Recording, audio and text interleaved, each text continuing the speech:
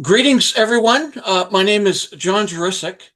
Amongst the many hats that I wear, one of them is as the organizer and manager of something on the peninsula we call the Sydney Breakfast Club. Sydney Breakfast Club has been meeting monthly since early 90s and was really at that time the basis of the development of the regional technology center out of a series of developments from the Institute of Ocean Sciences out on the Pat Bay. So the Sydney Breakfast Club has been a monthly meeting of industry representatives of businesses to talk about business and business activity in the region. And I'm very proud to say that we are co-promoting slash sponsoring an event with our amazing regional MLA, Rob Botterill. Rob, good morning. How are you? Good morning. How are you today, John? Well, it's still sunny. And so, I Yeah, really love it when it's sunny and yeah, it makes it easier to just live, right?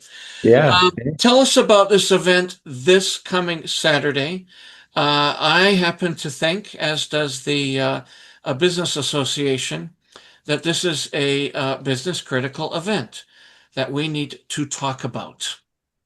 Yeah, by all means. So, as you mentioned, John, I'm the MLA for Saanich North in the Islands, and over the last couple of months, constituents, businesses, individuals have come up to me and said, I'd really like to learn more about what's happening with the Cowichan decision, with private property rights, with UNDRIP, DRIPA. I'm hearing all of this, and there seems to be politics in this, and I'm just wondering how it affects me, and what can I do? So after hearing that and listening to the media blitz and the news going back and forth, I said, this is a nonpartisan issue.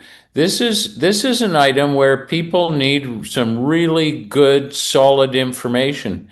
Because whether you're a business or whether you're an individual, you want certainty. You want to understand the basis of where we're headed Yes, and what is reconciliation. So I was so happy when you agreed to help support me and work with yes. me to set up this forum where we've got some great panelists who can just give straight goods on how we can work together on this and how we can get some good, solid information.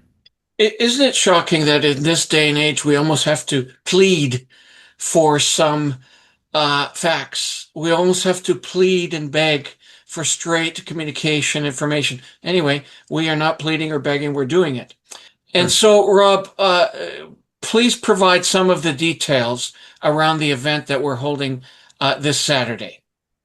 Yeah, so absolutely. So my concept was that all you ever wanted to know about Section 35, private lands, Cowichan decision, Gitxaala decision, DRIPA, UNDRIPA, but we're afraid to ask and do it in 2 hours because it is a long weekend. So I'm Mm, asking folks to come out to the Presbyterian Church. mhm. And I've been lucky enough to have some great panelists. We've got Adam Olson, former MLA in Saanich North in the Islands, and can offer a perspective.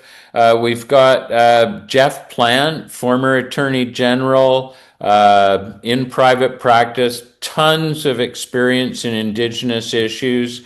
And we've got Andrew Petter, constitutional law expert, former Attorney General, cabinet positions, former president of SFU. And so we've really got this great panel who are all just dedicated to laying out solid information people can rely on. The last thing we need in this particular part of the world we live in this time is fear, is lack of good information. Because as you've mentioned, John, in previous conversation, it's all about communication. And the Yes. starting point is good, solid information. And I think people will feel reassured after they hear this nonpartisan panel just provide some good, solid information.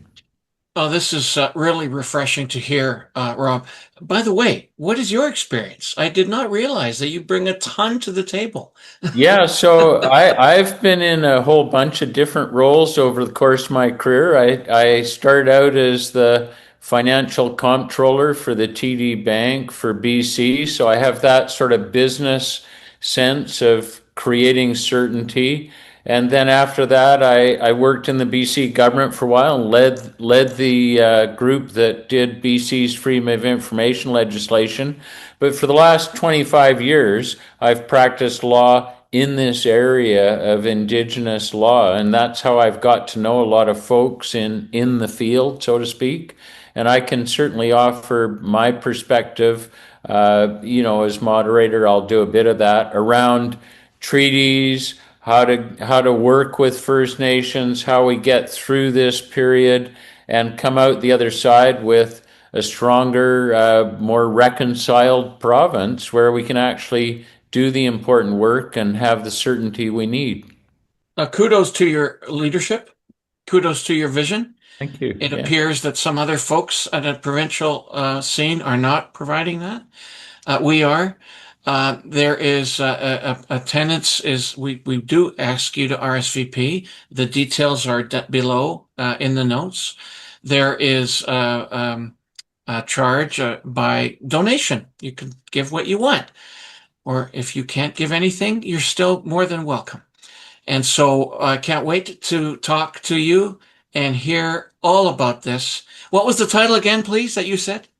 Reconciliation, the path forward, and in other words, Everything. all you ever want to know, but we're afraid to ask about Bingo. Section 35, all of it, UNDRIPA, DRIPA, all those terms floating around. And so this is a chance just to get it down to the basics in a relatable way where we can actually provide some factual information. That's what we're missing here, factual information. Amazing. You take care. Thank you for your time, sir. See you Great. on Saturday.